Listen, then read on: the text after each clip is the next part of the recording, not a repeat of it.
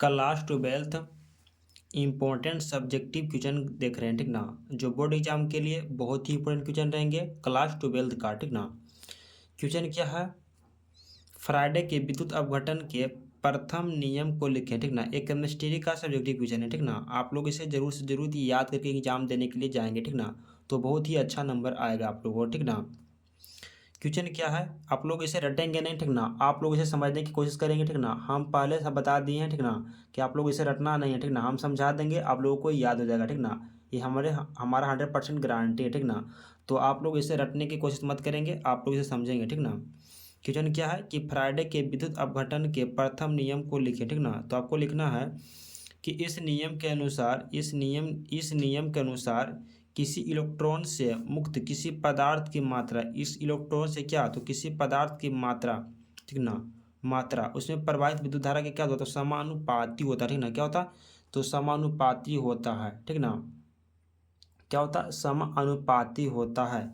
तो एम बराबर जे I T, ठीक ना, जे आई टी होता है, ठीक ना। एम बराबर क्या होता है, तो एम बराबर जे आई टी, एम बराबर जे आई टी, एम बराबर जे आई टी, ठीक है ना। फार्मूला लिखेंगे तो 2 मार्क्स आपको कंफर्म मिल जाएंगे, 1 नंबर कोई नहीं काटेगा, ठीक ना। तो आपको क्या लिखना है आंसर में, पहले क्वेश्चन एक बार और पढ़ देते हैं कि फ्राइडे के विद्युत अपघटन के प्रथम नियम को लिखें। तो आपको आंसर में क्या लिखना है, आपको आंसर में लिखना है कि इस नियम के अनुसार किसी इलेक्ट्रॉन से मुक्त किसी पदार्थ की मात्रा, ठीक ना। आप लोग इतना बोलेंगे, मन में अपना बोलेंगे, ठीक ना। किसी लिखेंगे, बोलेंगे कि इस नियम के अनुसार किसी इलेक्ट्रॉन से मुक्त किसी पदार्थ की मात्रा प्रवाहित विद्युत धारा के क्या होता है, तो समानुपाती होता है, ठीक ना। और आपको सूत्र याद करना है कि एम बराबर जे आई टी होता है, जेड आई टी, ठीक ना। क्वेश्चन नंबर देखेंगे अगला, अभिक्रिया की कोटि से आप क्या समझते हैं, जो कि बहुत इंपॉर्टेंट क्वेश्चन है, ठीक ना। कि अभिक्रिया की कोटि से आप क्या समझते हैं, तो आपको आंसर में लिखना है किसी रासायनिक अभिक्रिया के वेग समीकरण में अभिकारकों के घातों का योग, अभिकारक के क्या, तो घातों का योग अभिक्रिया की कोटि कहलाती है, ठीक ना। इसमें घात अगर लिखना है, अभिक्रिया का कोटि दिया रहेगा, ठीक ना। तो इसका आंसर क्या हो जाएगा, आंसर हो जाएगा 3 1 4। अभिक्रिया का कोटि कितना होता है, तो 4 हो जाएगा, ठीक ना। घात को योग कर देंगे, ठीक ना। तो क्या कहते हैं, अभिक्रिया का कोटि कहते हैं, ठीक ना। ऑब्जेक्टिव में पूछेगा, ठीक ना, दिया रहेगा घात, इसको क्या करना है, सिर्फ जोड़ना है, ठीक ना। तो क्या कहते हैं, तो अभिक्रिया की कोटि कहते हैं। किसी रासायनिक अभिक्रिया के वेग समीकरण में अभिकारकों के घातों का योग अभिकारकों के घातों का योग को क्या कहते हैं, तो अभिक्रिया की कोटि कहलाती है। नेक्स्ट क्वेश्चन देखेंगे, शॉर्टकी दोष क्या है, तो इस दोष में अवयवी कण अपने चालक बिंदु को छोड़कर क्या हो जाते हैं, तो गायब हो जाते हैं, ठीक ना। अपने चालक बिंदु को छोड़कर क्या हो जाते हैं, तो गायब हो जाते हैं। उसी को क्या कहते हैं, तो शॉर्टकी दोष कहते हैं, यानी शॉर्टकी डिफेक्ट कहते हैं।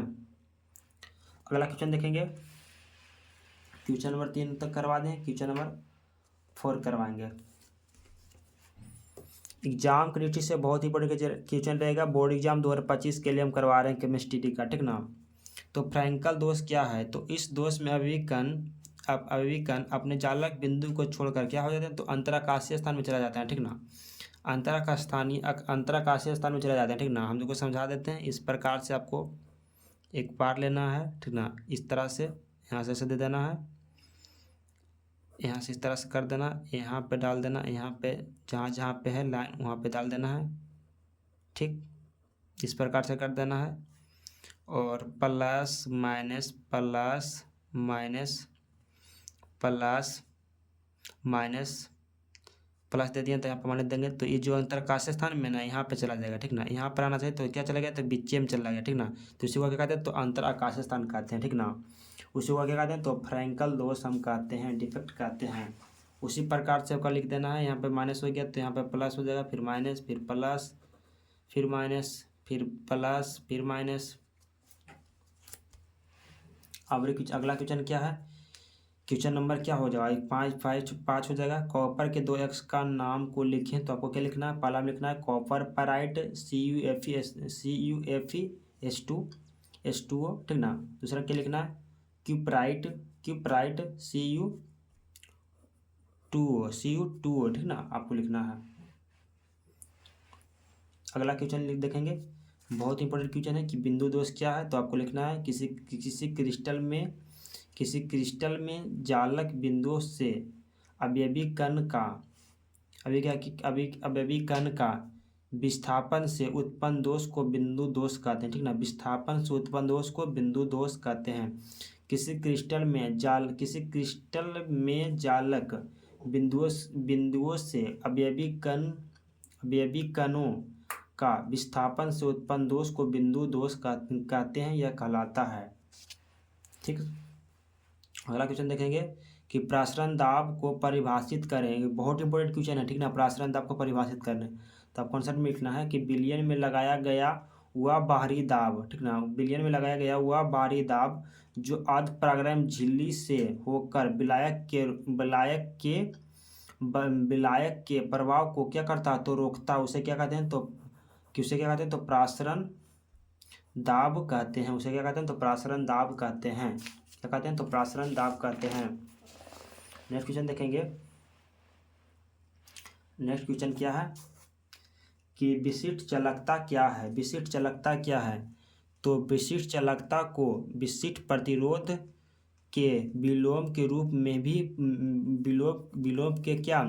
रूप में भी परिभाषित किया जाता है या परिभाषित किया जाता है।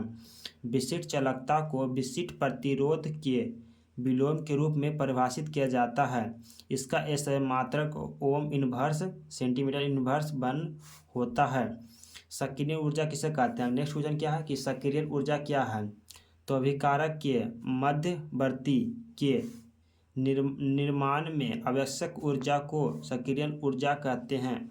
अभिकारक के मध्यवर्ती निर्माण में आवश्यक ऊर्जा को क्या कहते हैं, तो सक्रिय ऊर्जा कहते हैं।